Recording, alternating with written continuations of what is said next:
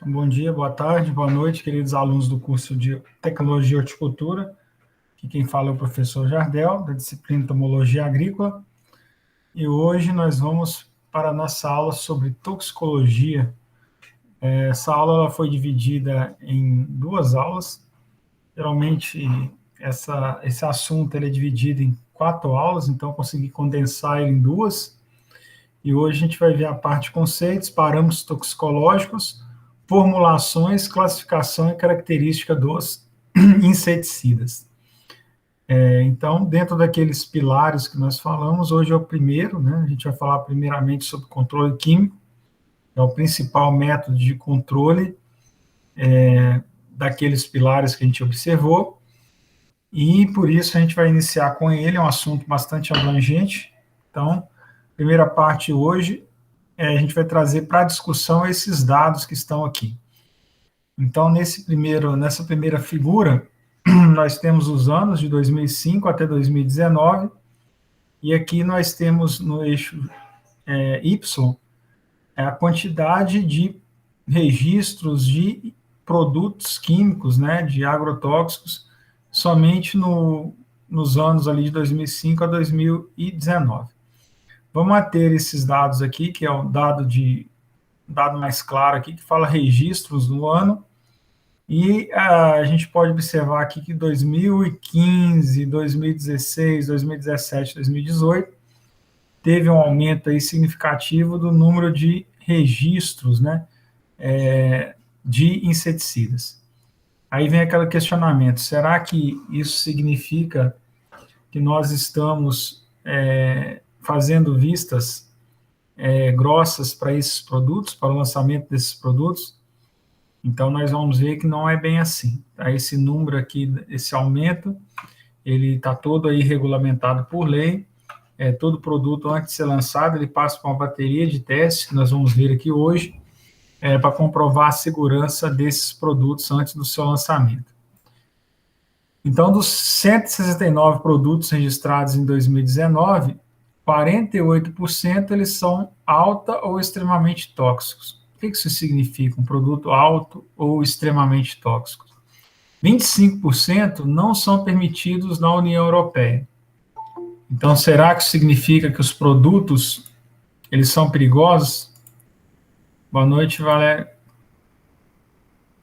Então, é isso que a gente vai desmistificar, né? É interessante vocês, como futuros tecnólogos, ter a opinião formada, porque quando a gente vê reportagens tendenciosas como essa, a tendência nossa é falar que a gente faz vista grossa, né, para esses produtos, e não é bem assim. Então, vamos lá.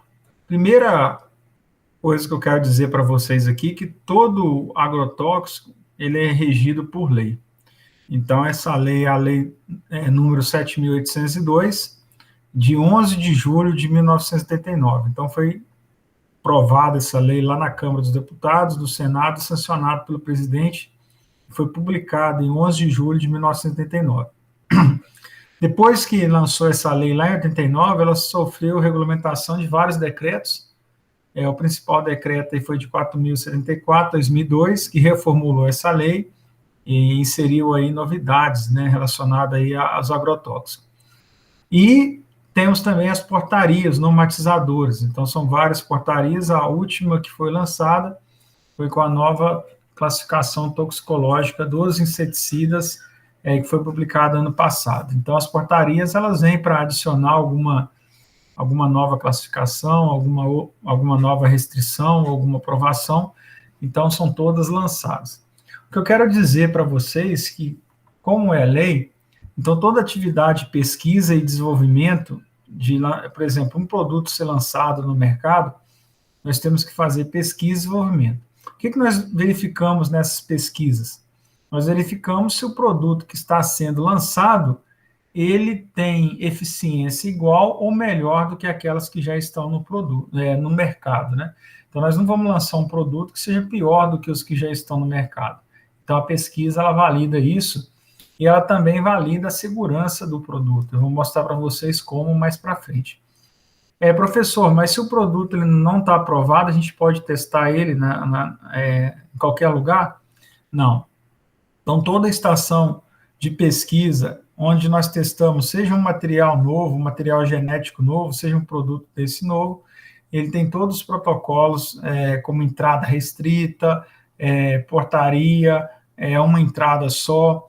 Então, nós temos aí, antes de lançar esses produtos, seguir todos os protocolos de pesquisa e desenvolvimento. Produção é toda regulamentada por lei, então nas empresas tem várias normas ali para você poder produzir o inseticida.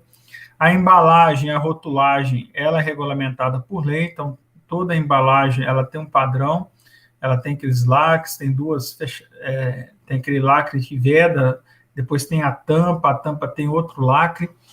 A rotulagem é tudo padronizada, então todas as informações que estão presentes lá na embalagem, elas são provadas pelos órgãos competentes. O transporte, para vocês terem ideia, não é qualquer carro que pode transportar pesticidas. Então, esse carro ele tem que estar sinalizado. A pessoa que está dirigindo esse carro tem que ter um treinamento de cargas perigosas, então tem que ter lá na sua carteira essa autorização. O veículo ele tem que estar adaptado, sinalizado de forma correta. Então, assim, o transporte também é regulamentado por lei. Tanto é que se você for parado na Blitz, estiver lá com vários produtos e o veículo não estiver sinalizado, você não tiver autorização, você pode ser multado e os inseticidas, os produtos apreendidos, inclusive seu carro, né? O armazenamento também, então, para você armazenar esses produtos, o armazém tem toda uma regulamentação.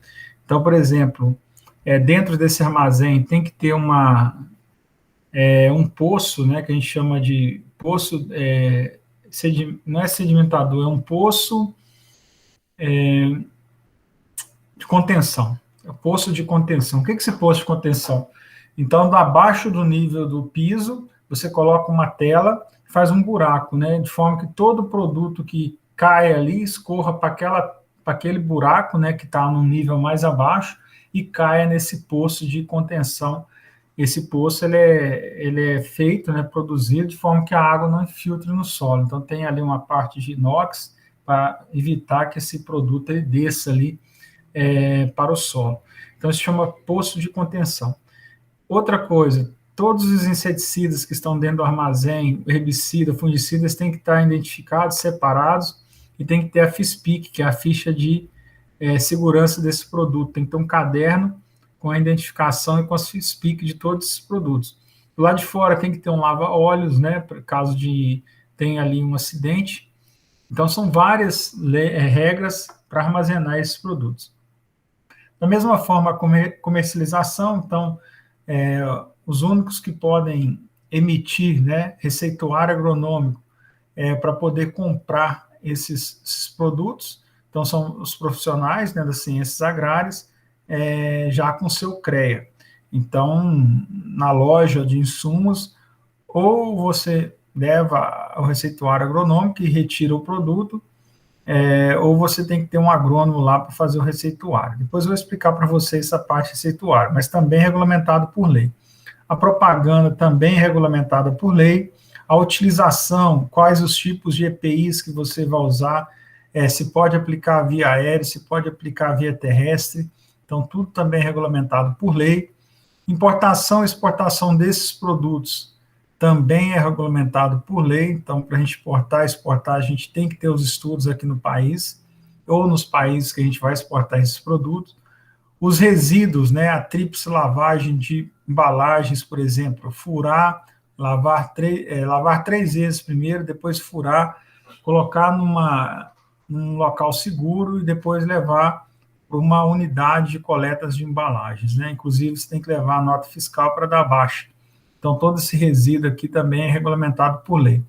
A classificação, vou mostrar para vocês que eles passaram por nova classificação de inseticidas, controle, inspeção e fiscalização.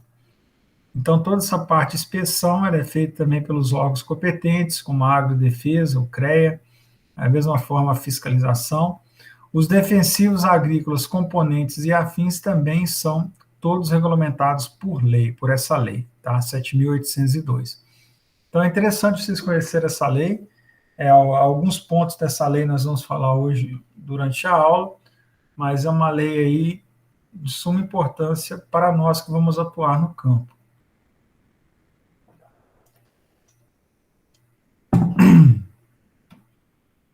Bom, professor, mas quem que são os órgãos fiscalizadores que verificam se o que está escrito nessa lei é realmente cumprido, tá? Então, são 3 órgãos. O primeiro deles é a Anvisa, né, que é a Agência Nacional de Vigilância Sanitária, aquela mesma agência que parou lá o jogo do Brasil com a Argentina. A Anvisa, na parte de agrotóxicos, ela é responsável pela classificação toxicológica, vou explicar para vocês mais à frente, a monografia técnica, como que é escrito cada produto, o rótulo e a bula desses produtos. Nós temos também o MAPA, que é o Ministério da Agricultura e do Abastecimento. O Ministério da Agricultura e do Abastecimento, ele faz a avaliação da eficácia dos produtos, se o produto é ou não eficiente. Ele também faz a rotulagem e a bula desses produtos. Então, toda aquela parte que vai por fora da embalagem, a bula, com as doses, o modo de aplicação. Então, é o Ministério da Agricultura, Pecuária e Abastecimento que é o responsável. E também nós temos o IBAMA, né, que é o órgão ambiental que faz a avaliação ambiental, e também nessa parte do rótulo e da bula que fala sobre os impactos ambientais no meio ambiente, o IBAMA ele contribui. Então, são esses 3 órgãos que gerenciam. É claro que nós temos ainda a Agrodefesa, outros órgãos estaduais, que também faz essa parte de fiscalização. Mas aqui os principais órgãos são esses a nível de Brasil: o IBAMA, o MAPA e a Anvisa. Bom, nós não temos aqui um dado tão recente, um dado 2004, então mas só para mostrar para vocês que dentro dos agrotóxicos, quando a gente refere a agrotóxicos, nós tratamos de herbicidas, inseticidas, herbicidas para controlar plantas daninhas, inseticidas para controlar insetos, fungicidas para controlar doenças, acaricidas para controlar ácaro e outros, tá?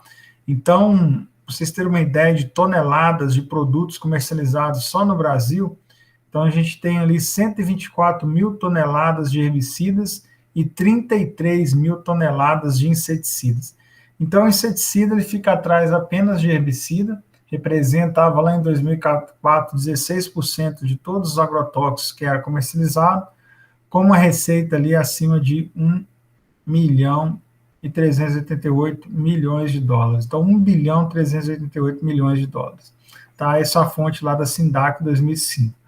Ou seja, é um mercado onde circula muito dinheiro, né?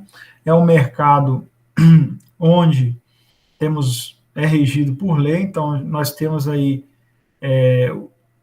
como responsáveis técnicos profissionais das ciências agrárias e os técnicos agrícolas que podem fazer aí o receituário e manejar esses produtos na agricultura.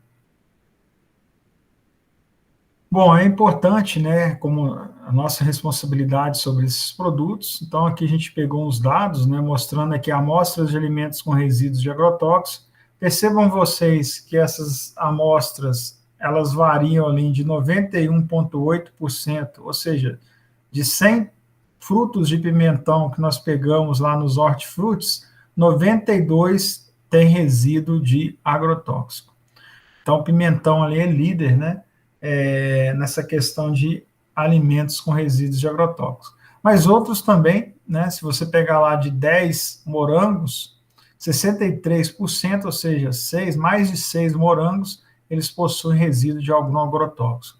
Aí vem pepino, alface com 54%, cenoura com 49%, abacaxi 32%, beterraba, e aí vai até chegar na batata, que é 0. Né? A batata ela tem muito amido, ela fica dentro do solo, é um tubérculo, então o inseticida ele não é translocado para o tubérculo da batata.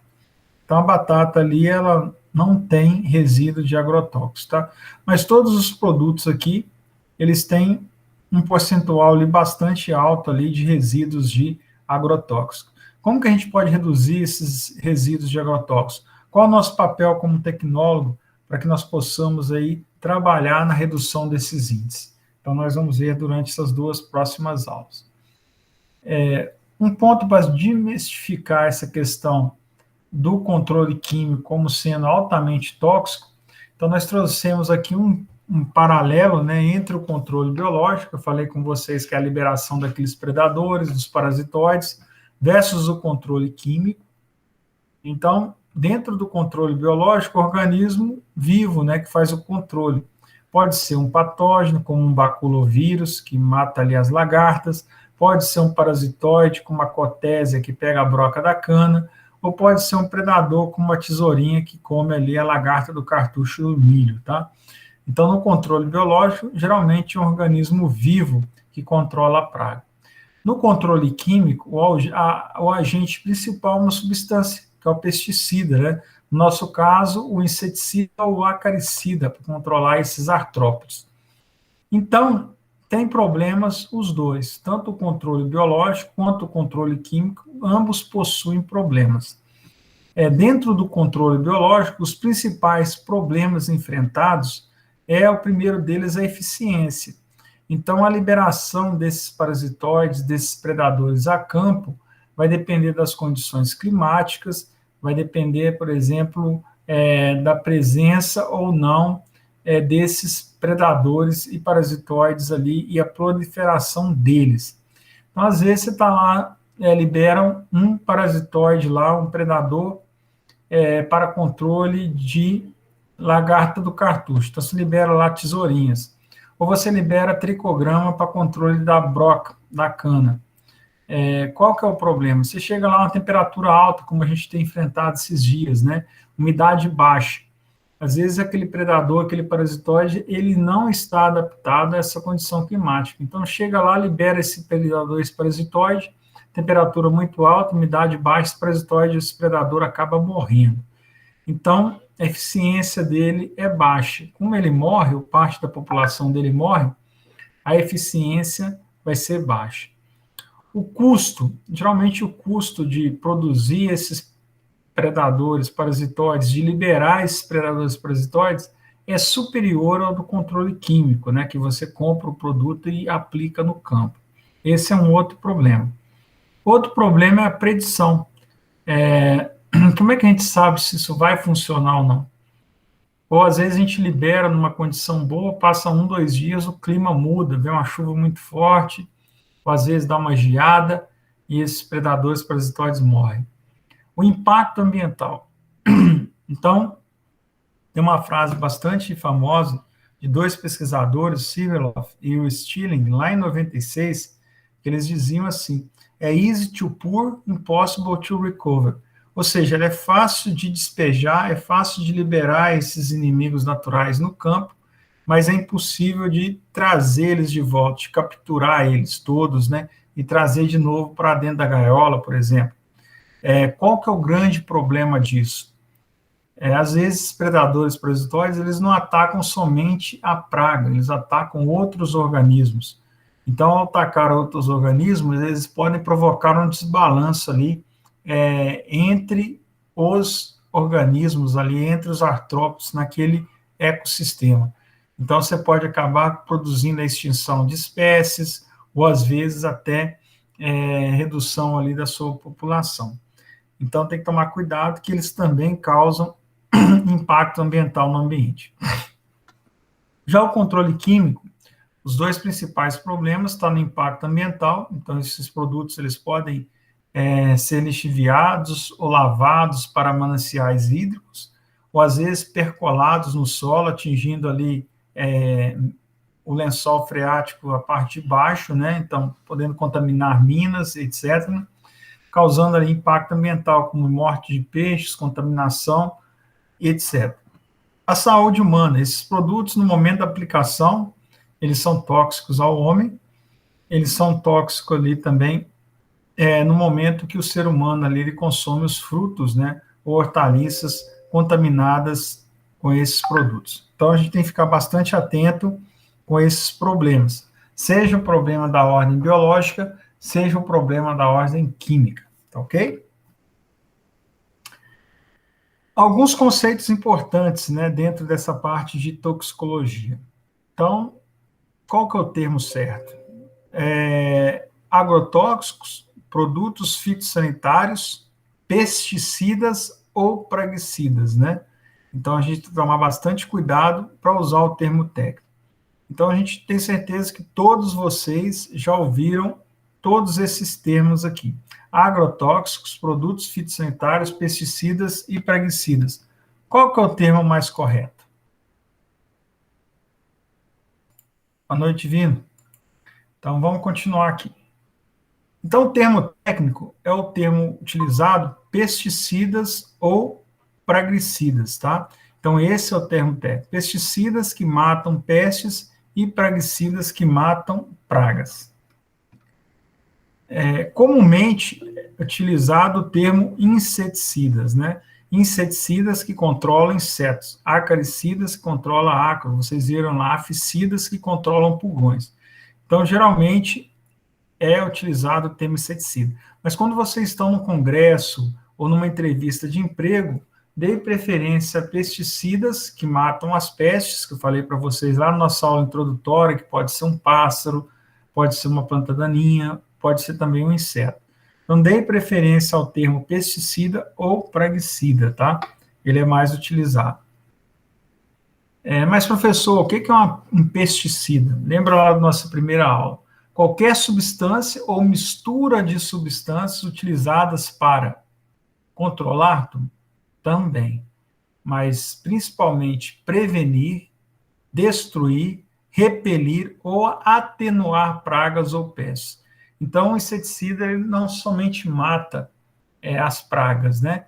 Eles também, às vezes, repelem aquelas pragas. Eu falei lá no inseticida à base de alho para controle de ácaro, né? Na verdade, é um acaricida. Ele acaba repelindo os ácaros ali. Ele não mata esses ácaros, mas esses ácaros, eles sentem aquele cheiro forte, aquele odor forte, né? E acaba saindo ali das plantas. Às vezes é para prevenir também, né? Não somente ali para controlar ou destruir essas pragas. E lembram que qualquer inseticida, geralmente, ele não tem eficiência acima de 80%, porque depende da condição ambiental, o inseto ele pode fugir ali, então nós temos que tomar cuidado para não falar que o inseticida mata o inseto. Às vezes ele repele, ele atenua o problema de pragas, e é importante sempre a gente fazer a avaliação para ver se atingiu ou não o nível de dano econômico. E os inseticidas? Os inseticidas são pesticidas utilizados para controlar insetos pragas, tá? E a toxicologia é a ciência em que estuda os efeitos adversos de compostos químicos em organismos vivos. Então, seja eles os seres humanos, seja eles ali os peixes, os outros insetos que são inimigos naturais, e por aí vai, tá? Organismos do solo e etc. A toxicologia de pesticidas é o ramo da toxicologia que se estuda efeitos de pesticidas, que são os praguicidas em organismos vivos. Então, como que é isso estudado, professor? Como a gente faz para estudar a toxicologia? Primeiro conceito importantíssimo que tem dentro da toxicologia é o conceito de toxicidade, tá? Ele refere-se à capacidade inata de um composto, no caso nosso inseticida, ser venenoso sob condições experimentais. O que é uma condição experimental? É uma condição que você tem repetições. Então, você aplica aquele inseticida e verifica ali se ele causou alguma toxicidade desses organismos. Eu vou fazer o teste somente em uma cobaia? Não. Eu vou ter que utilizar várias cobaias e verificar se esse efeito de toxicidade ele se repete ao longo das outras cobaias, tá?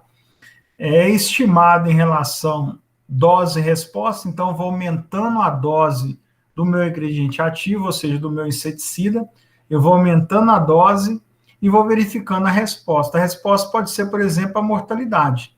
Então, a mortalidade de 0 indivíduos até 100 indivíduos, tá? Então, mortalidade, ela pode, por exemplo, nesse caso aqui, essa dose aqui que a gente chama DL50, ela matou 50% dos organismos. Então, é interessante, e isso aqui é uma outra lei muito importante da ciência, que explica o seguinte: a dose é que determina o veneno, tá? Então, alguns produtos em baixas doses, eles auxiliam. Em altas doses, eles são venenos. Ah, professor, me dá um exemplo rápido de um produto desse. Por exemplo, antidepressivos. Antidepressivos, eles atuam lá na acetilcolina, que é o neurotransmissor que faz a transmissão do fluxo nervoso de um neurônio para o outro no cérebro. Quando nós utilizamos esses antidepressivos em doses recomendadas para uso farmacêutico, eles fazem essa transmissão do fluxo nervoso. À medida que nós vamos utilizar, aumentando essa dose, ele vira um inseticida, por exemplo, para matar inseto, né? O inseto também ele tem neurônio. Ou se você tomar vários antidepressivos, você pode ter ali um problema e morrer, né? Uma hiperexcitação e morrer. Então, o que às vezes aconteceu lá, que tem investigação com o Michael Jackson, por exemplo, né? Ele tomou uma série de antidepressivos e isso pode ser uma das causas mortes dele, né? Então, esse é um problema seríssimo. Isso que determina.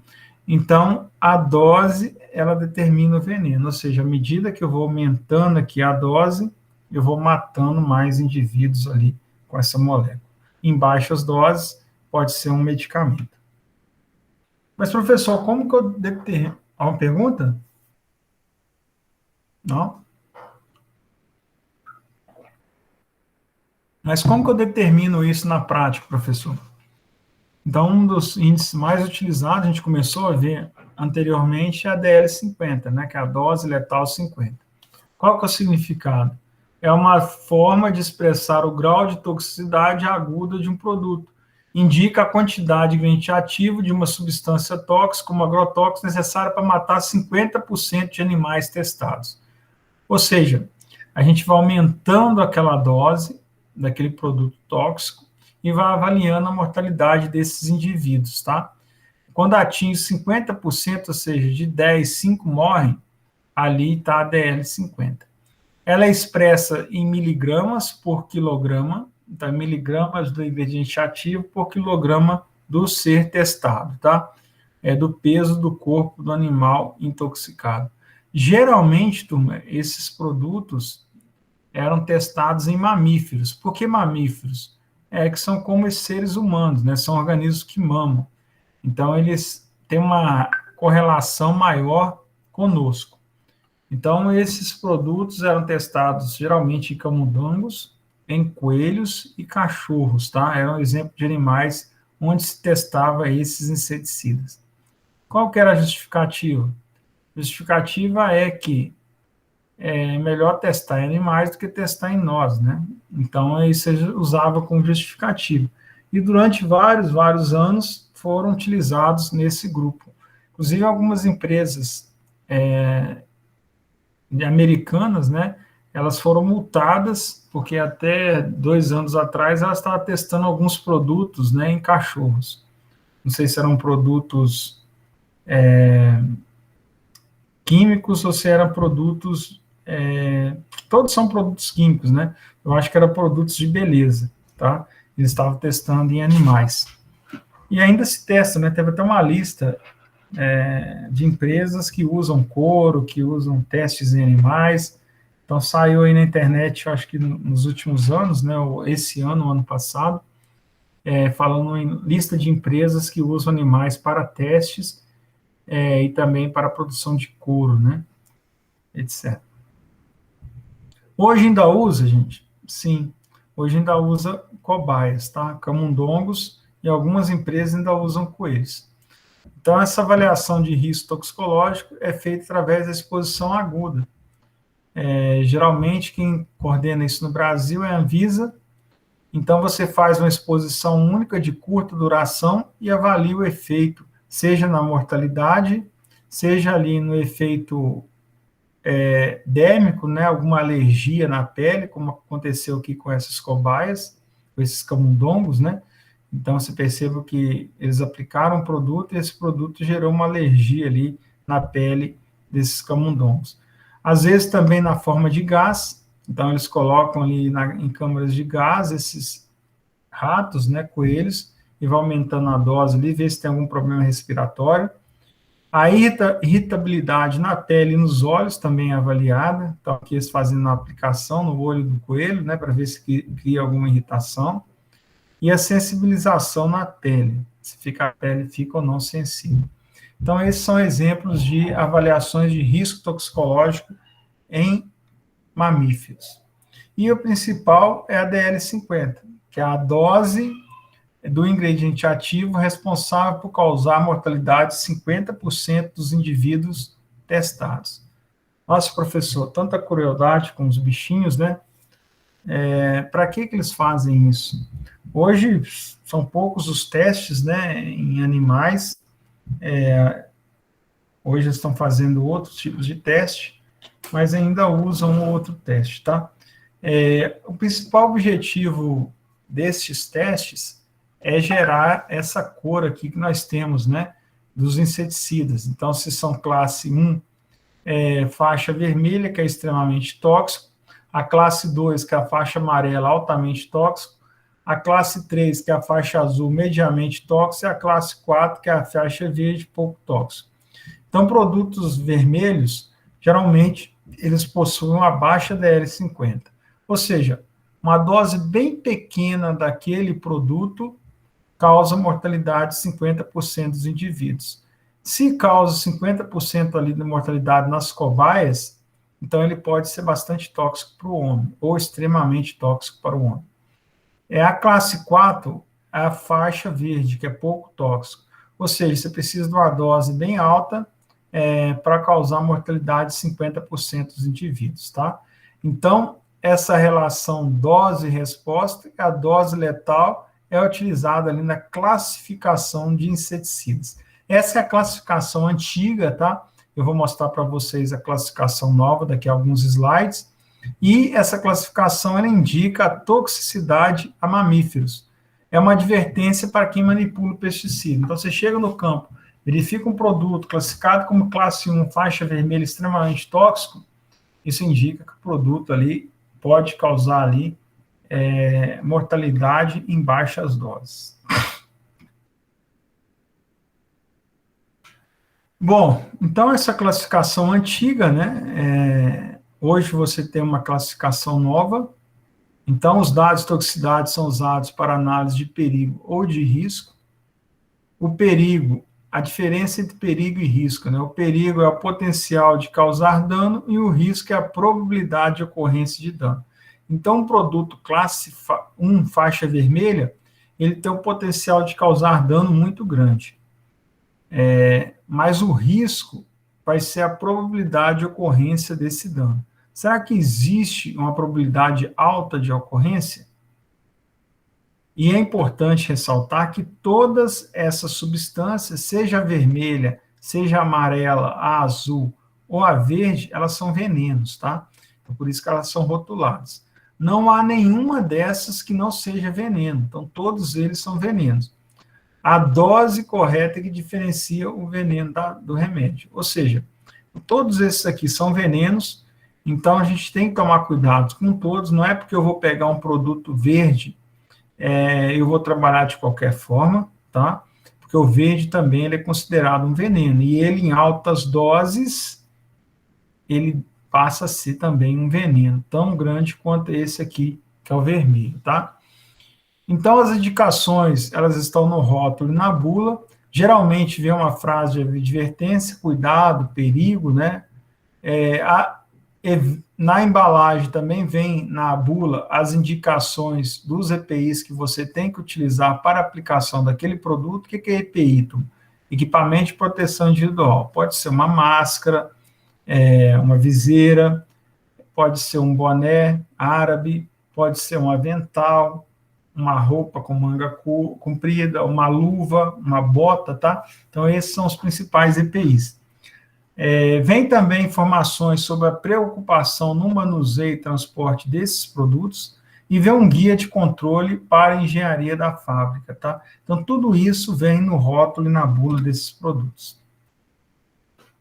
Essa é uma notícia lá de 2019, né, de julho de 2019, foi publicada ali pela Anvisa, que é a Agência Nacional de Vigilância Sanitária, que mostra, né, a Anvisa aprova um novo marco regulatório para agrotóxico.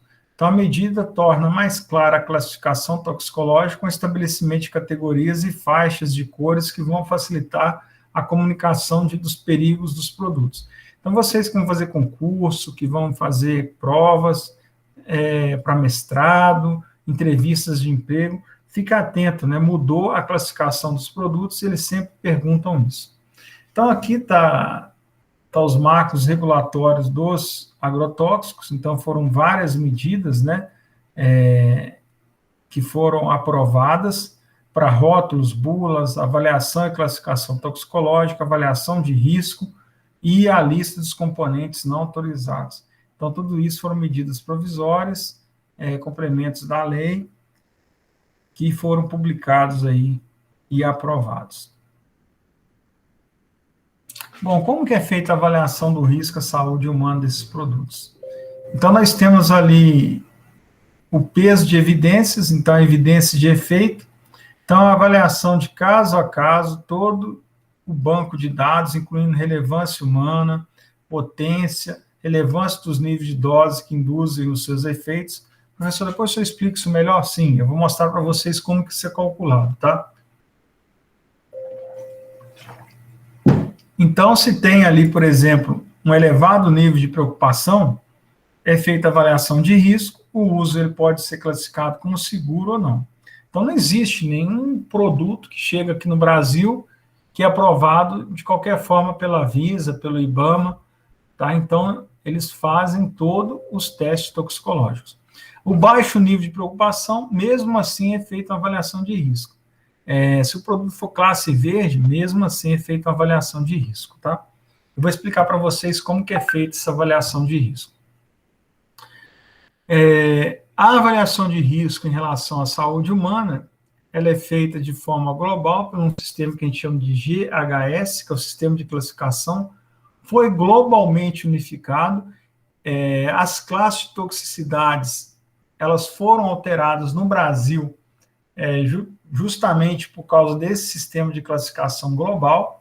Então, o sistema do Brasil ele ficou defasado, e o Brasil passou, a partir de 2019, ou seja, do ano passado, a utilizar esse sistema global de classificação do risco à saúde humana, que é a classificação toxicológica dos inseticidas.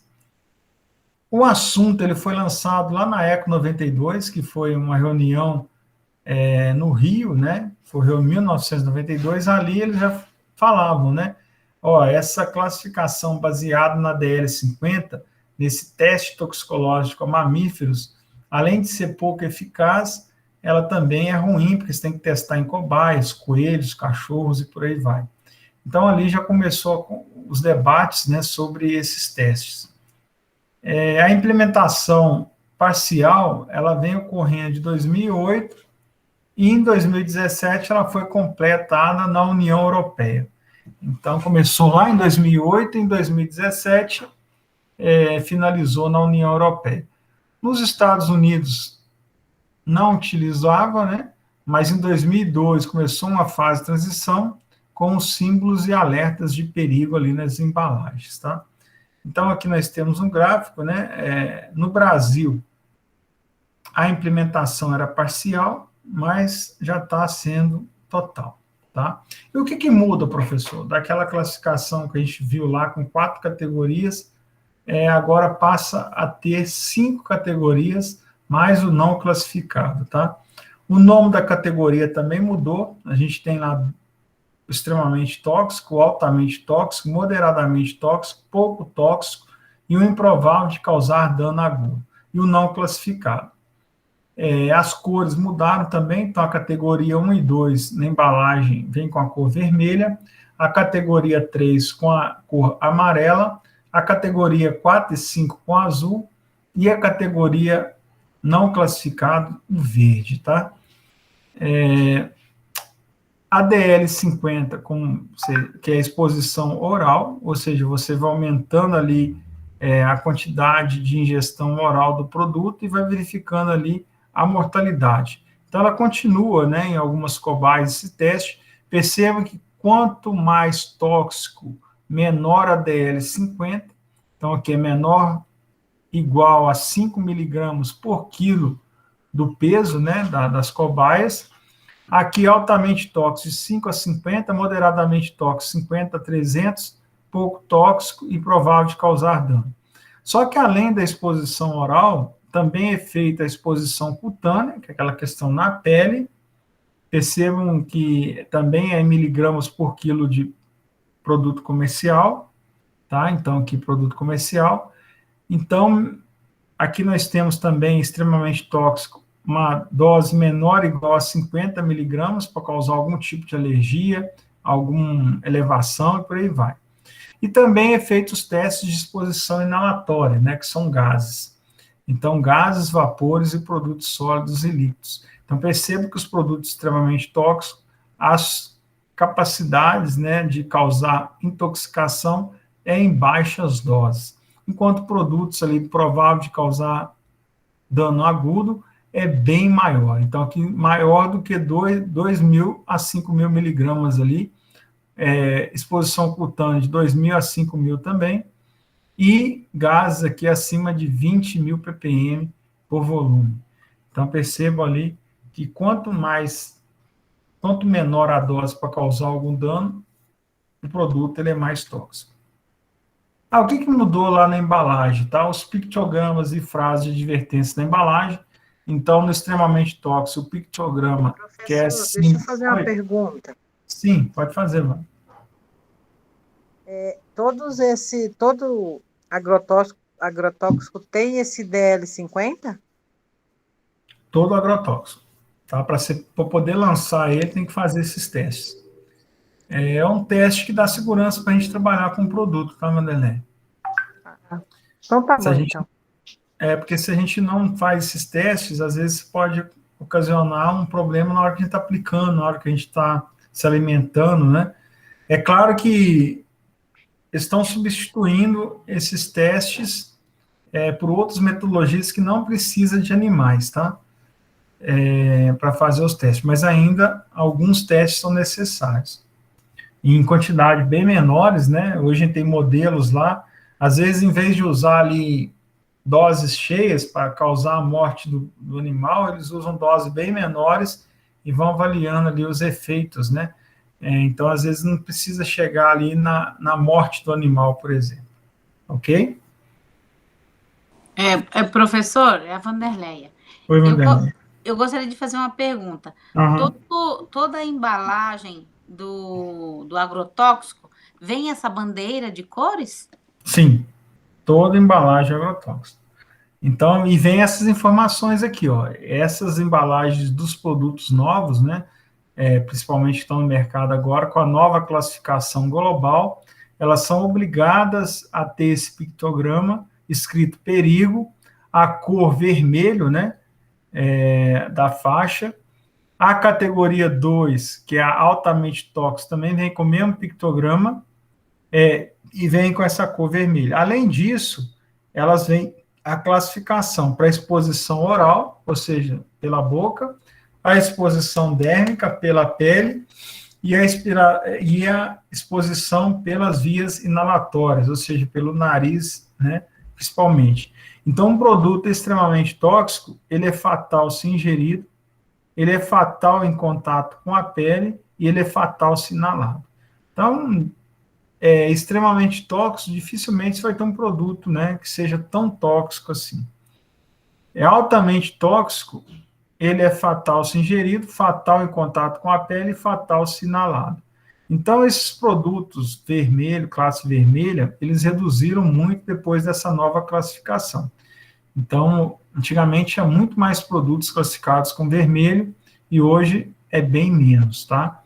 A categoria moderadamente tóxico, que é a amarela, o pictograma ele é igual, tá, ao do extremamente e altamente tóxico, a cor era amarela, as informações de classe de perigo é oral, tóxico se ingerido, tóxico em contato com a pele e tóxico se inalado. Aqui não é fatal, aqui é tóxico, tá?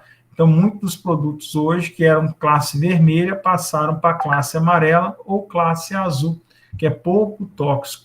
Então, vem a informação, cuidado, nocivo se ingerido, a palavra muda também, nocivo em contato com a pele e nocivo se inalado. A cor na bula é azul, na embalagem, tá? A cor da embalagem. A categoria 5 é improvável de causar dano, não tem o pictograma, não tem o símbolo, só vem escrita a palavra cuidado. Ele pode ser perigoso se ingerido, ele pode ser perigoso em contato com a pele ou pode ser perigoso se inalado. Por que ele pode ser? Aí depende, né, da pessoa, depende se a pessoa tem uma alergia ou não, depende se essa pessoa tem alguma outro fator de risco, né, que potencializa se ingerido. Então, a pessoa já tem uma doença ali que predispõe, quando você ingere aquele produto, essa doença pode causar ali a toxicidade do indivíduo, tá? Então, já é um produto ali que a gente classifica como improvável de causar dano. E os não classificados, né? Eles não têm símbolo, não têm advertência e é verde. Geralmente, isso é utilizado muito, por exemplo, para foliar, né? Então, produtos foliares, por exemplo, eles não são classificados, e vem com a coloração verde. Outra pergunta também, Sim. bem em relação ao produto químico. Ele vai causar danos só em humanos ou no solo? Beleza. Boa pergunta, Wanderlei. Essa aqui é a classificação toxicológica, tá? Essa classificação toxicológica, ela é baseada na DL50, naqueles testes dérmicos e de inalação de gás. Então, aqui na classificação toxicológica, ele vê o risco sobre humanos, tá? Então, o risco nosso de manipular esses produtos a campo. Então, aqui a gente está vendo só o risco para nós. Vocês vão ver nos próximos slides que tem um risco ambiental, que é outra classificação, que é a classificação de risco ambiental. Ela também vem na bula, tá? Então, se vocês pegaram a bula, eu sempre levo essas bulas para as aulas práticas, né? Eu chego lá no IF, na Umbra, eu entrego a bula para os alunos, o aluno abre a bula, vê a bula, aqui é a classificação toxicológica, aqui é a classificação ambiental. São duas classificações diferentes, tá bom? A gente vai falar da classificação ambiental mais para frente. São outros parâmetros que são avaliados. A nova classificação toxicológica, então, ela é uma classificação internacional, tá? Ela prevê que esses testes sejam utilizados para alertas, que devem ser feitos nos rótulos e bulas, que eu mostrei para vocês. Ele foi proposto lá em 92 na ECO, no Rio, né? Aí são 6 categorias de classificação, 2 a mais do que o critério antigo, tá? A mudança permite que o Brasil tenha dados registrados de países que possuem a mesma regra para facilitar a avaliação de risco. Então, como a classificação global, se os testes foram feitos em outros países, eles são validados mais rapidamente no Brasil. É o que aconteceu com as vacinas agora, né? Então, aquelas vacinas que já foram testadas em outros países, elas foram aprovadas mais rápido no Brasil. Acontece a mesma coisa com os inseticidas. Aqueles inseticidas que foram aprovados em outros países, eles são aprovados mais rápido aqui no Brasil também, tá? Que são os mesmos testes. Aqui mostrando a questão das informações, né? Aqui os novos rótulos, os pictogramas. Então, vem as informações lá de perigo, fatal se ingerido, tóxico, né? Se em contato com a pele, nocivo, por aí vai. Aquelas que a gente mostrou lá na parte anterior. Então, no Brasil, dos 2.300 agrotóxicos registrados, 1.942 foram reclassificados. Hoje, todos já estão reclassificados, esse dado do ano passado, né? Do ano passado para cá, todos foram classificados nas 6 categorias que nós falamos. E é importante a gente ressaltar que, além daquelas 6 classes toxicológicas, nós temos um outro conceito que é tão importante quanto, que é o conceito do risco toxicológico. O que é o risco toxicológico? É o grau de perigo de envenenamento ao se usar um composto químico, por exemplo, um pesticida, tá? Ele é diferente do que a gente viu ali, daquelas 6 faixas de cores com aquelas informações que vem no rótulo e na bula dos produtos químicos. Ele é diferente, não significa aquilo ali, tá? Mas é claro que depende dela. Então, um produto extremamente tóxico, ele tende a ter um risco toxicológico maior, tá? Enquanto que de baixo risco, ele tende a ter um risco toxicológico menor.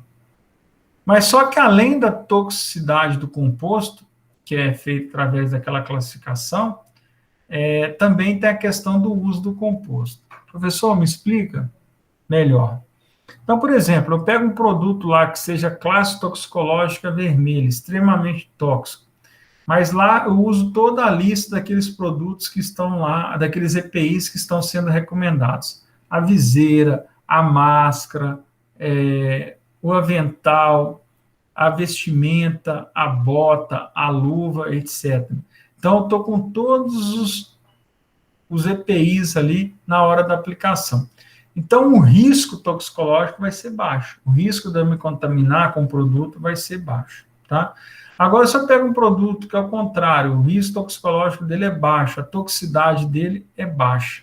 Ou seja, um produto da classe verde ali, pouco tóxico. Mas aí, em vez de eu misturar com um misturador, com um pedaço de toco, eu vou lá, sem luva, sem nada, meto a mão lá e misturo com a mão lá o inseticida. Então, o meu risco toxicológico está sendo muito mais alto do que o produto com toxicidade vermelha, extremamente tóxico, mas usando todo o EPI. Então, esse é o conceito de risco toxicológico. Ele vai depender da toxicidade do composto, quanto mais tóxico, maior o risco, mas também depende ali do uso do composto. O quão seguro eu estou para aplicar aquele produto. Então, tem esse gráficozinho aqui que é muito interessante, né? É bastante cobrado. O risco, quando você tem um produto com alta toxicidade e uma exposição alta, ele é alto. Então, pior cenário, você tem um produto vermelho e você não está usando os EPIs ali. Então, a exposição é alta, o risco é alto. O risco toxicológico baixo, quando a gente tem uma toxicidade alta, mas exposição baixa. É aquele caso do produto ser classificado vermelho, mas eu utilizando todos os EPIs, eu estou seguro. Então, meu risco é baixo. Outro exemplo de risco alto é a toxicidade baixa e exposição alta. É o risco baixo aqui, a toxicidade baixa e a exposição baixa. Então, esse dado é importante, né? Além da toxicidade do produto, tem a questão da exposição. Bom, e será que esses produtos eles são realmente tão tóxicos assim? Então, aqui pegou um dado sobre as causas fatais de mortes relacionadas a pesticidas no Centro de Controle de Intoxicação nos Estados Unidos em 91. Então, naquele ano lá, nós tivemos 1.156 mortes provocadas pela utilização de diferentes pesticidas, né, diferentes produtos tóxicos, incluindo ali o álcool. Percebam, turma, que inseticidas, incluindo ali os pesticidas e os raticidas, né, que são utilizados ali como chumbinho, muito para suicídio, foram somente 16 número de mortes de 1.156 indivíduos, né? Então foi um número muito pequeno. Se vocês pegarem no Brasil, será que muda muita coisa? Nós pegamos ali um dado de 2001, vários agentes tóxicos, né, incluindo ali medicamento em uso alto, a gente sabe que é um problema. Os pesticidas de uso agrícola, de uso doméstico, tem raticidas, etc. Tá? Então, percebam que os pesticidas de uso agrícola foram 2.690 casos de intoxicação em todo o Brasil. Tá? Mas, em relação a mortes, isso aqui quer dizer mortes, professor? Não. Mortes foram somente 91, tá? Provocado por pesticidas em 2001. E desses 91 óbitos, 76 foram por suicídio, ou seja, a pessoa pega lá um chumbinho, um raticida, e se intoxica ali por aquele de propósito, né? 8 foram por acidentes, então você deixa o produto lá, uma criança vem, pega aquele produto e ingere ele, né? Então, são acidentes. 4 ocupacionais, ou seja, 4 enquanto a pessoa estava exercendo ali o seu trabalho. É muito difícil a pessoa ela morrer contaminada com produto no campo, um inseticida no campo. Geralmente, o dano do inseticida ele é acumulativo, então ele vai acumulando ao longo dos anos e chega um momento na vida que aquele acúmulo daquela substância tóxica no organismo, ele desencadeia, por exemplo, uma multiplicação das células de forma desordenada, provocando ali o que nós chamamos do câncer, né? Que é uma das principais causas de morte no Brasil. Então, hoje não tem estudos que correlacionam de forma eficiente o uso ou a manipulação de agrotóxicos com casos de câncer. Tá? A gente tem alguns estudos, mas não são muitos e eles não são tão conclusivos. Então, a gente tem alguns estudos que mostram quanto maior a exposição, maior o risco de câncer. Mas nada assim muito difundido, tá? Então, o que mostra para a gente? Aqui tem um estudo muito importante da Science of Food and Agriculture, lá de 87, uma das principais revistas na área, que fez uma pesquisa de campo, né, e de mercado, que avaliou ali o nível de risco real de alguns agentes, né, e como ele é visto pelo público. Ou seja, aqui uma escala de 1 a 30, quanto mais próximo de 1, maior o nível de risco real, ou maior o nível de risco visto ali pela população em geral.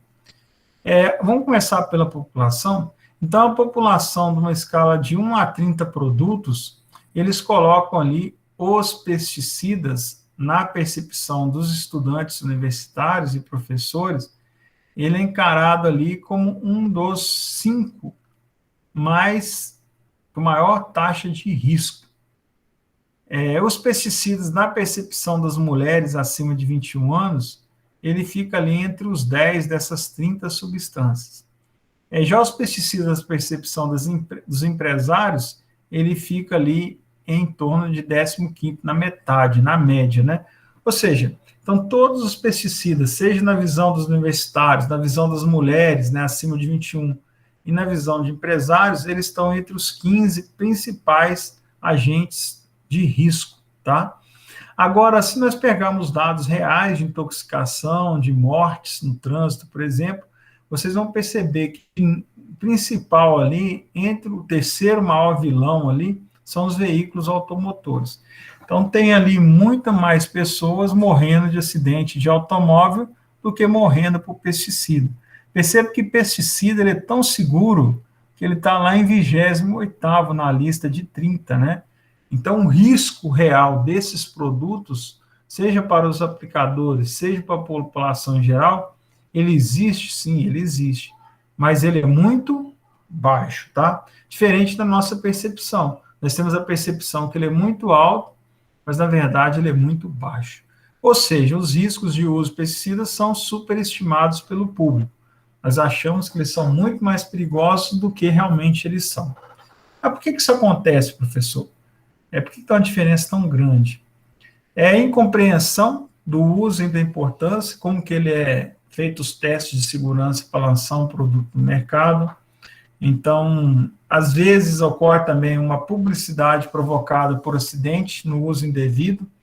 Então, a gente aconteceu quando eu estava lá no CREA, um avião em Rio Verde, ele estava aplicando o produto numa lavoura de milho, perto de uma escola. Esses alunos saíram para o intervalo 9 horas da manhã, para o recreio, e esse avião que estava aplicando na lavoura próximo da escola, veio um vento forte, pegou aquele produto e levou lá para o pátio da escola, né? E acabou contaminando lá em torno de 40 crianças que estavam brincando lá no pátio da escola. Essas crianças tiveram um quadro de alergia bastante sério, foram parar no hospital e a repercussão foi terrível, né?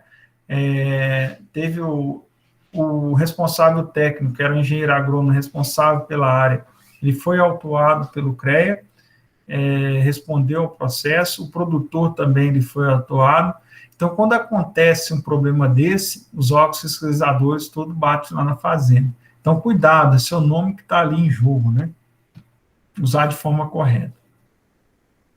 Mas por que, professor, o risco ele é tão alto, mas na prática, a gente acha que ele é tão alto, mas na prática ele é muito baixo? Por causa desses testes aqui, ó.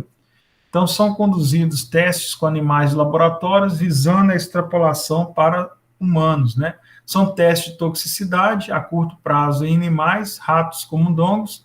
É feito os testes de exposição dérmica, né? Subaguda, se houver risco de exposição humana, não intencional. É feito ali testes crônicos e subcrônicos, né? Geralmente utilizando ali um roedor e também um não roedor. Quais são os principais estudos que são feitos? Primeiro, estudos de mutagênese.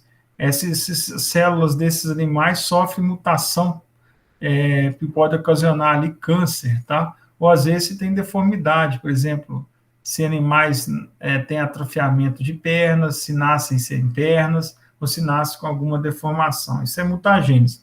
Teratogênese por exemplo, se um indivíduo que está grávido, né, uma mãe, ela está grávida, e se ela ingere esse produto, será que esse produto ele contamina ali a prole, ou seja, o feto, né, e a nova geração de indivíduos? Então, tem alguns estudos dos Estados Unidos que mostram isso, né? Alguns bebês que nasceram com deformação estavam associados a algumas mães que consumiam produtos com muito resíduos de inseticida. Quando publicou esse trabalho, causou um alarme muito grande naquele país, e hoje nos Estados Unidos, parte das grávidas, elas procuram produtos orgânicos, né, para consumir. Devido a esse estudo que saiu numa das revistas mais famosas americanas. E carcinogênios, né, aqueles estudos relacionados ali à ingestão de substâncias químicas, como pesticidas, e o surgimento de câncer. São feitos estudos com a reprodução e a prole, né, nos indivíduos na próxima geração, se sofre alguma deformidade. O que é avaliado? O metabolismo e a excreção. Então, se tem resíduos na urina, se tem resíduos na fezes, se tem efeitos neurotóxicos, os animais eles ficam super excitados, começam a correr, começam a balançar, ou se eles ficam muito quietos, né, começam a ficar depressivos ou muito quietos. Então, também é feito esse estudo a nível neurotóxico. E também é feita a questão dos resíduos, né? Por quanto tempo esse produto ele fica lá na planta sem causar problema de intoxicação para os animais. Então, esses resíduos eles são medidos também. E como que são feitos esses testes a campo, tá? Primeiro, são alguns parâmetros toxicológicos utilizados. O primeiro deles é o nível de não efeito, que é o NNL-NOEL, que é o miligrama de substância por quilo peso de animal. Tem o fator de segurança, que é a multiplicação por 100 ou por 1000, vou explicar para vocês no próximo slide. Tem um índice que a gente chama de ingestão diária aceitável, que é baseado ali no nível de não efeito, dividido pelo fator de segurança. Tem um dado que é chamado, um parâmetro que é chamado de limite máximo de resíduo, que é o LMR. A dieta alimentar, então, geralmente, esses testes são feitos colocando o inseticida na ração e liberando esses cobaias para comer a ração. É determinado ali também o período de carência, que é o período entre a última aplicação do produto e a colheita daquele produto, seja um fruto, seja uma hortaliça. Então, se eu aplico um produto hoje, tem lá na bula quanto tempo eu tenho que esperar para eu poder colher aquele produto. Se eu colher antes, eu estou levando ali produto contaminado para a mesa do produtor. Eu estou contribuindo lá para dados igual aquele do pepino, né, que de cada 10 frutos, 9 estão contaminados. E como que é feito esse esquema de estabelecimento do limite máximo de resíduo permitido em pesticidas? Primeiro, turma, vamos pegar o caso do tomate, tá? Eu faço a aplicação do produto novo que eu estou querendo saber a toxicidade dele, eu faço a aplicação normal desse produto no tomate, claro, utilizando as boas práticas agrícolas, como o uso de EPI, o pulverizador tem que estar regulado, etc. Tá? Tem um produto, tem um equipamento, desculpa, que ele faz a análise da quantidade de inseticidas que estão presentes naquele fruto, tá? A gente chama de análise de resíduo, né? Então, a gente pega aquele fruto que está lá no pé, coleta aquele fruto, coloca nessa centrífuga, essa centrífuga ela gira em altas velocidades, separa por densidade as substâncias, e eu consigo verificar ali quantas miligramas de inseticida estão presentes no fruto em relação à quantidade de quilos de fruto de tomate que eu tenho, que eu chamo de resíduo, né? Miligrama de ingrediente ativo por quilo de tomate. Outro dado que é importante é a dieta usual. Se você pegar a média dos brasileiros adultos, quantos quilos de tomate eles comem por ano? Então, e por semana, e por dia. Então, esse dado é importante, tal, da dieta usual. Então, a máxima ingestão potencial que um ser humano pode comer de inseticida seria a quantidade de miligramas de ingrediente ativo por quilo de tomate por dia. Então, se cada quilo de tomate tem lá 2 miligramas do inseticida, se cada pessoa come por ano 7 quilos de tomate, então ele vai ingerir ali 7 vezes 2, 14 miligramas daquele produto. Será que aquelas 14 miligramas do produto é tóxico ou não para o ser humano?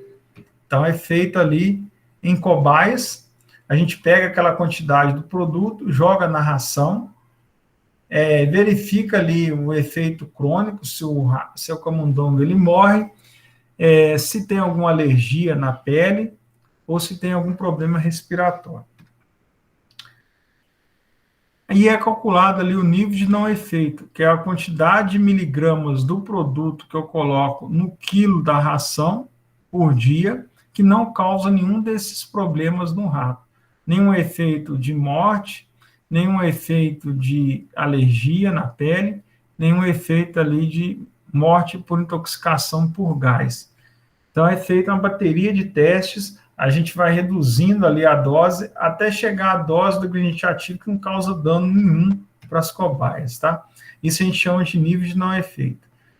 Na hora que a gente chega nesse nível de não efeito, nós multiplicamos por 100, que é o fator de segurança. Então, aí a gente tem o índice de ingestão ali aceitável, né? Que é miligramas por quilo peso vivo por dia que eu posso ingerir sem que ter risco nenhum para a minha saúde, seja risco de morte, seja risco de alergia na pele ou alergia ali, por exemplo, ao gás. Percebam que é muito seguro. A gente calcula ali o mínimo possível para não dar nenhum problema e ainda multiplica por 100. Então, quando um produto chega no mercado, ele é muito seguro, né? Porque ele passou por essa bateria de teste aí. Então, se a máxima ingestão potencial ela for maior do que o índice de ingestão aceitável, o pesticida não pode ser usado. Então, se eu como ali uma quantidade de tomate, uma quantidade de inseticida que causa algum tipo de alergia, que pode causar algum tipo de morte, né, ou alguma intoxicação aguda, eu não posso lançar aquele produto no mercado. Entretanto, se a ingestão potencial for menor do que o índice diário aceitável, não tem um limite de resíduo ali aceitável e o produto ele pode ser lançado no mercado. Tá ok?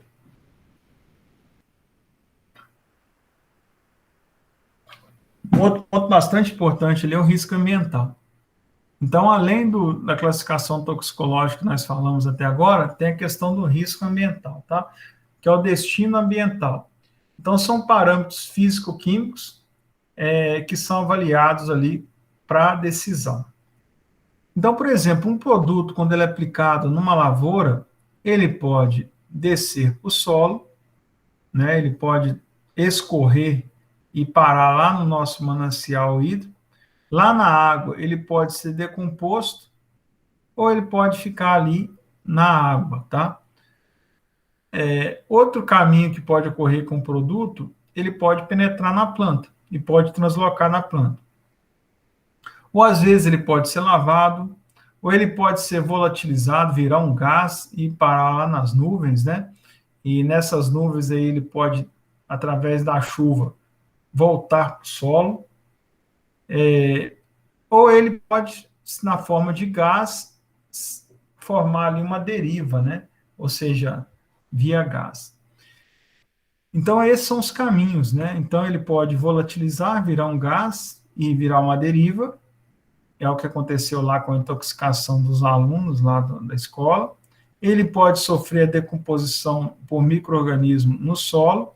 Ele pode sofrer a dessoção, que é a ligação ali com a argila, e ficar inviável. Ele pode ser lavado, lixiviado. Ele pode ser dissolvido no solo. E ele pode sofrer decomposição química. Então, são exemplos ali que pode acontecer ali com a molécula de pesticida. Tem uma ciência que nós chamamos de ecotoxicologia, que são organismos não alvo e animais silvestres. Ele estuda a acumulação do inseticida ao longo da cadeia trófica. Ou seja, aquele produto que vai lá para a água, ele pode ser absorvido pelas plantas, né, pelas algas. Quem que se alimenta daquelas algas? São os peixes, né? Tem alguns peixes, né, cardumes, que se alimentam de algas. Percebo que alguns, por exemplo, ali o cavalo marinho ou esses predadores de peixes, eles podem se alimentar daquelas cardumes ali. E tem alguns peixes maiores, como tubarão, etc., que se alimentam desses peixes menores ou desses cavalos marinhos, por exemplo. E existem outros organismos, como as águias, né, que se alimentam de peixes. Então, a tendência, turma, é que a quantidade de inseticida ela vai aumentando ao longo dessa cadeia trófica, tá? Isso a gente chama de nós chamamos ali de bioacumulação. Então, o produto ele vai bioacumulando ao longo da cadeia trófica. Ou seja, a tendência é que no final da cadeia trófica, a quantidade de inseticida seja maior, tá ok? Isso a gente chama de bioacumulação. Outro conceito importante dentro dessa classificação ambiental é o período de carência, que é o tempo decorrido entre a última aplicação do produto no campo e a colheita ou coleta ali dos frutos e hortaliças. Isso é importantíssimo, né? Na bula está escrito ali qual a sua quantidade de dias que precisa. Se estendido, favorece a degradação do inseticida. É o que está mostrando aqui no eixo Y, nós temos o resíduo em miligramas por quilo de um produto, e aqui os dias de aplicação. Esse produto é o malatium, tá? E é a casca de banana. A casca de laranja, desculpa. O que acontece com o resíduo em miligramas por quilo à medida que eu fiz a aplicação aqui nos 0 dias. 10 dias depois, essa quantidade de resíduo, ela já reduziu ali de 4 para 0,3. E a tendência é, com 20 dias, cair para 0,2, 0,1, até atingir ali próximo de 0 com 60 dias. Ou seja, ao passar dos dias, a tendência é esse resíduo do agrotóxico está presente na casca de laranja, ela tende a reduzir. E a redução é bastante rápida. A degradação dos pesticidas inicia-se tão logo sejam sintetizados e purificados. Ou seja, é importante, né? A partir do momento que você produz o produto, o inseticida, ele já começa a degradar. Então, ele tem que ser embalado na embalagem segura e bem armazenada ali, para que não sofra degradação. A classificação de potencial de periculosidade ambiental é uma classificação à parte. São 4 classes só, tá? Altamente perigoso, aqui é o ambiente, muito perigoso ao ambiente e pouco perigoso ao ambiente. Isso vai levar em conta a bioacumulação, que eu mostrei no slide anterior, ele vai bioacumulando ao longo da cadeia trófica, a persistência desse produto no solo, se ele é decomposto ou não por micro-organismos, se ele fica muitos anos ali, cada produto tem uma característica, o transporte, seja pela água, seja ali por outros organismos, então tem produtos que são facilmente transportados pela água. A toxicidade, que está relacionada à classificação que eu mostrei, as 6 classes, extremamente, altamente, mediamente, baixo e não classificado, e o potencial mutagênico de causar mutações, teratrogênico, de problemas no embrião, né, no próxima geração, e carcinogênico. Então, a classificação de periculosidade ambiental a toxicidade é apenas um parâmetro, tá? A toxicidade ao homem. Então, são mais parâmetros, como a acumulação no meio ambiente, a persistência, a bioacumulação entre a cadeia trófica, né, que eu mostrei para vocês, etc. Bom, a gente vai falar mais dessa parte aqui só e a gente vai parar em classificação, tá? Então, a formulação dos inseticidas. Então, é tornar o produto na forma mais adequada para uso. Então, o ingrediente ativo é aquele que atua lá no inseto, causando a morte ou a repelência, por aí vai. Então, a fórmula é aquele produto na forma comercial que a gente vê e a gente compra, né? Qual que é a composição desses produtos formulados? É o ingrediente ativo, que é a substância que confere eficácia ao produto formulado, ou seja, causa a morte ou a repelência desse inseto. Materiais inertes, que são substâncias não reativas com os demais componentes da mistura, pode ser, por exemplo, uma farinha, um amido, pode ser ali um polímero, tá? Ou a própria água, que são substâncias não reativas ali com o ingrediente ativo. E os adjuvantes, são substâncias que melhoram o desempenho dos produtos formulados, são espalhantes adesivos que quebram a tensão superficial da água, etc. Por que a gente faz a formulação e não vende só o ingrediente ativo? Primeiro, uma aplicação de pequena quantidade por unidade de superfície. Então, se a gente usasse somente o ingrediente ativo, seria muito difícil aplicar isso em 1 hectare, por exemplo, que a dose seria 1 grama ou miligramas por hectare. É insolúvel em água, ou baixa solubilidade em água. Então, o material inerte geralmente melhora ali a solubilidade em água, tá? A concentração é baixíssima, é da casa de 10 a 800 gramas por quilo ou gramas por litro, então é muito baixo. Quando você usa o produto formulado, aí fica melhor, né, que você facilita a sua dosagem, aí já muda um pouquinho para 200 mililitros por hectare, torna mais seguro durante o manuseio. Então, se for só ingrediente ativo, ele seria mais tóxico ainda. Então, na hora que a gente fosse manejar, teria que tomar bastante cuidado. Torná-lo mais eficaz, proporcionar mais estabilidade do ingrediente ativo, então facilitar a mistura e etc. E possibilita a mistura de 2 ou mais ingredientes ativos, tá? Com a utilização desses produtos formulados. Os tipos de formulação que nós temos no mercado, o pronto uso, que é o pó seco, é o caso da formicida que vai na bomba, o granulado, que também é um formicida, né, que a gente aplica para a formiga carregar, ou o próprio furadão, que é aplicado em suco ali do plantio para controle de percevejos, por exemplo, soluções concentradas e outras que eu vou mostrar para frente. Aqui a pré-mistura, que você tem que misturar em água, geralmente, você tem um pó molhável, o pó solúvel, o concentrado emulsionável, a suspensão concentrada e outras, tá? O outro tipo de formulação, comprimidos, pastilhas e tablets, que são esses aqui, geralmente à base de gás toxina para fazer expurgo, para controlar caruncho, traça em pragas de grãos armazenados. O pincelamento para coleobrocas, por exemplo, em palmeiras, como coco. Tratamento de semente, muito utilizado para controle de sugadores e insetos que atacam a semente no início da germinação. E os aerosóis, muito utilizado em casa, em pequenas hortas caseiras, né? A gente usa aerosol. O pó seco e polvilho seco, ele restringe o controle de formigas e de insetos em grãos armazenados. Então, geralmente é em pó, tá? Exposição do aplicador e deriva acentuado. Meu pai mesmo intoxicou com formicida, quando ele aplicou o dia inteiro sem máscara. Chegou à noite, deitou no sofá, começou a ter calafrios. Então, pó ali, ficou respirando aquele pó o dia inteiro da bomba. É perigoso, tá? A distribuição heterogênea, então é difícil regular isso aí, aplicar a quantidade certa. É dificuldade de calibração dos equipamentos, né? É difícil aplicar a quantidade certa.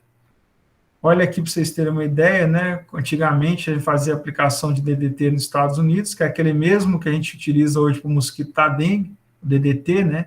Ele é utilizado hoje para controle do mosquito da dengue, com a autorização. Então, o uso dele hoje é só para controle de doença, mas antigamente era usado para tudo, né? Para controlar inseto em lavoura, para controlar piolho, né? Para controlar formiga, saúva e eucalipto. Então, hoje a gente tem esse uso aí de substância de pó seco para usar no controle de formigas. Antigamente era usado um uso medicinal para controlar piolho, né? E quem inventou o DDT, que foi o pesquisador Paul Miller, que é esse senhor aqui na foto, ele ganhou o prêmio Nobel, né, de Química em 1948. Então, é um produto que foi bastante utilizado. Além desse, a gente tem os granulados, né, que são partículas de 600 a 5.000 micrômetros, os granulados finos, os microgranulados, os macrogranulados e os granulados encapsulados. Então, a principal utilização é em sementes, né? A gente tem lá sementes encapsuladas e nós temos alguns produtos inseticidas. Então, no centro ali a gente tem um material inerte, pode ser um silicato, uma argila, um gesso, um resíduo vegetal, um plástico. Do lado de fora nós temos o ingrediente ativo adsorvido, que é esse amarelinho aqui, e por fora o adjuvante, né? Que é um agente fluidez, por exemplo, pode ser ali, no caso, o pessoal coloca grafite para poder cair mais fácil ali na plantadeira, por exemplo, no caso de semente. A dosagem é mais fácil, né? Geralmente é feito com esses dosadores, é calculada a quantidade do produto granulado por hectare e, às vezes, o comprimento por grama de metro de suco ou por planta. Também pode ser de forma mecanizada, né, através de roscas sem fins, que pegam esse produto aqui do depósito e leva lá para o pé da lavoura, por exemplo, pode ser, no caso ali, um pomar, né, de citros, por exemplo, então você consegue distribuir ali o granulado mais fácil. Para diluição em água, nós temos o pó molhável, são substâncias sólidas, aplicação sobre a forma de suspensão após a dispersão em água, então ele deixa esse resíduo aqui na folha, né, que é um pó, depois de seco. O custo desses produtos é baixo, mais comum entre fungicidas, então a gente tem lá Mancozeb para controle da mancha branca, que deixa essa manchinha aqui na folha, é visível, né, sobre a superfície tratada, partícula, ele promove desgaste da testa, entupimento do bico, gasto ali da estrutura do bico, então fica desregulado ali o pulverizador com o tempo. A necessidade de agitação constante da cauda para evitar que esse produto ele acumule no fundo do pulverizador. O pó solúvel, que já foi uma formulação sólida destinada à diluição em água e posterior aplicação via líquido, seria, por exemplo, tipo um suco, né, desses tangue. A formulação é pouco comum hoje em dia e resulta em uma solução verdadeira, né? Então, depois que mistura ali, você não consegue separar a água ali do pó, mesmo você colocar contra a luz. É o que acontece aí com esses sucos nossos que a gente usa. Não há necessidade de agitação constante. Geralmente o pó ele não desce para o fundo, né? No caso ali é o pó solúvel. A suspensão concentrada, a suspensão seria tipo um produto já com tipo um shampoo, né? Líquida, suspensão estável, num veículo líquido para aplicação. É conhecida por Flowable, que solucionou alguns problemas em relação ao pó molhável, mas algumas formulações apresentam problemas durante o período de armazenamento. Então, às vezes, durante muito tempo ali, ela acaba separando ali e o produto acaba estragando. E, por último, né, o concentrado emulsionável, que é uma emulsão, é como se fosse um condicionador, é um produto mais grosso, é uma formulação líquida homogênea na forma de emulsão, e a estabilidade da emulsão é muito melhor que da suspensão, né? E, portanto, a necessidade de agitação não é tão crítica. A cauda fica com aspecto leitoso. Então, muitos produtos hoje, eles têm na bula lá CE, que é concentrável emulsionável. Então, as formulações e pré-mistura para diluição em água. Então, nós temos ali 2 líquidos immiscíveis separados na fase 1 e 2. Então, aqui geralmente fica o produto mais pesado, né, o 1 e aqui o mais leve. A emulsão da fase 2 dispersa na fase 1. Então, aqui já começa a ter uma mistura. Se você não agita ou se você não usa algum produto, com o passar do tempo, a tendência é voltar a esse estado inicial. Aí entra o surfactante, né? esse surfactante ele quebra a densidade ali da molécula 2 e esse produto ele dilui melhor ali na hora de você aplicar. Tá? Esse é o papel do surfactante.